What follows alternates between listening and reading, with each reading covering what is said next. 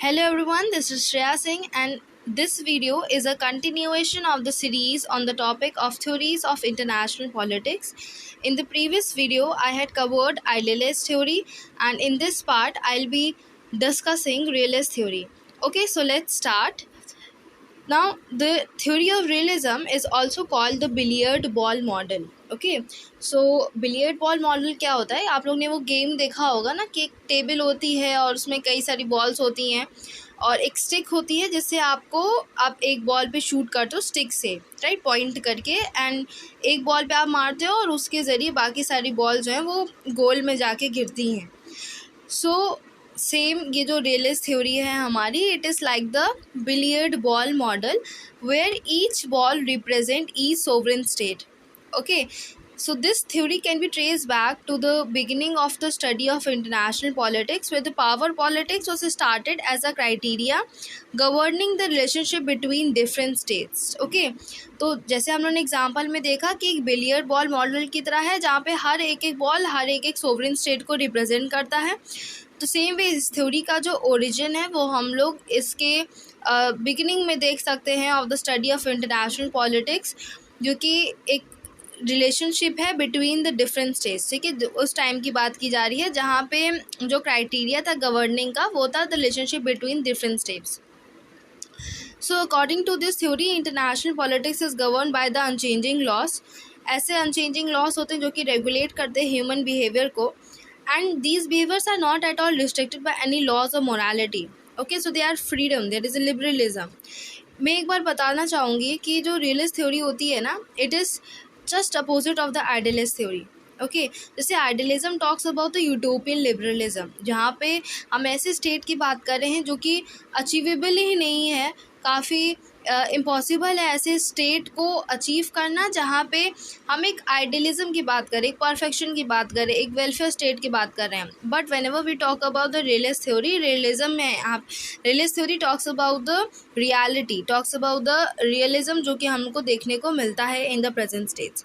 Now the main propounders of this theory are E.H. Carr, Hans J. Morgenthau, then George Kennan, and the names of Hobbes, Machiavelli, Cotillon can also be included among them.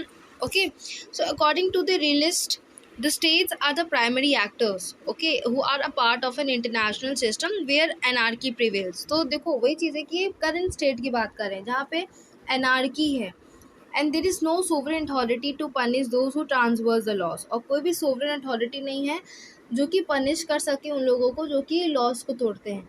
According to the realist, the nature of international politics is such that there are sovereign states operating in a system where there is decentralization of power. So the states are unwilling to give up their sovereignty and they are motivated to pursue their national interests and security, which means there is inalienability of the conflict.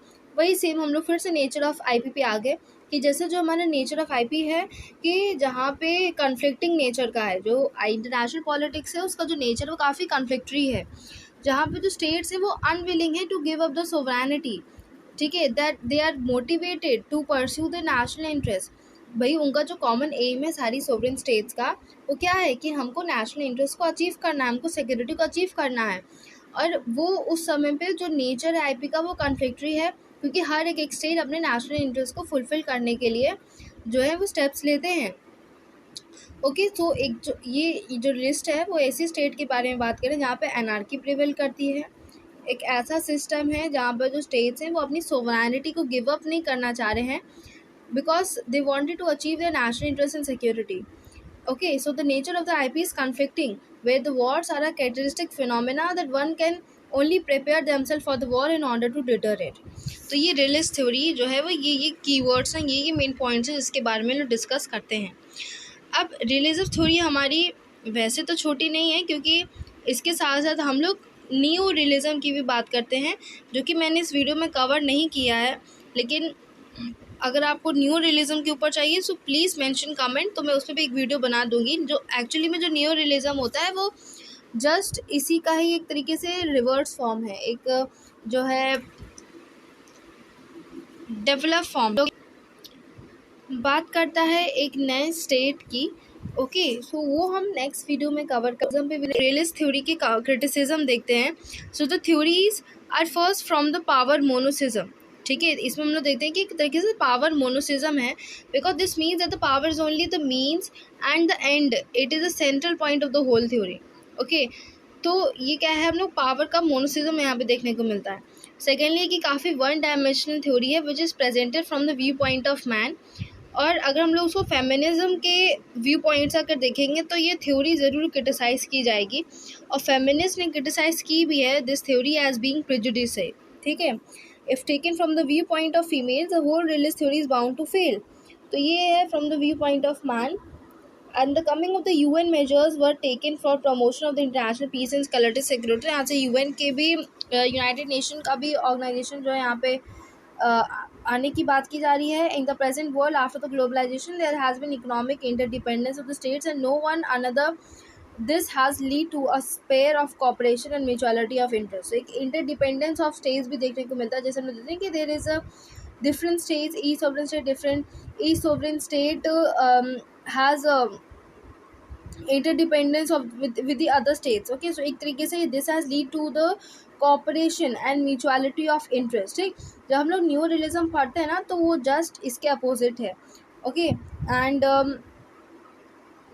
तो ये इसका जो है criticism है realism theory का, जहाँ पे हम लोग देखते हैं कि एक तरफ हम लोग डिसेंट्रलाइजेशन ऑफ पावर की बात कर रहे थे, हम लोग एनार्की की बात कर रहे हैं, और वहीं हम लोग देखते हैं कि there is also economic interdependence of state, यहाँ पे cooperation and mutuality of interest की बात की जा रही है। ओके, यहाँ पे यूएन मेजर्स की बात की जा रही है। एंड तो वही चीज़ है कि this theory at first is from the power monism, यहाँ पे power is everything. Okay, so this was our realist theory, it was all about realism concept, and iski next video mein we will be covering the game theory। okay, so please like and subscribe my channel for the further notifications, और ताकि जो भी आपके syllabus से related जितने भी topics हैं वो मैं कवर करूँगी, और उसके नोट्स जो है मैं अपलोड करूँगी। सो प्लीज़ सब्सक्राइब करिए ताकि जो आने वाली वीडियोस हैं उससे भी आप देख पाएँ।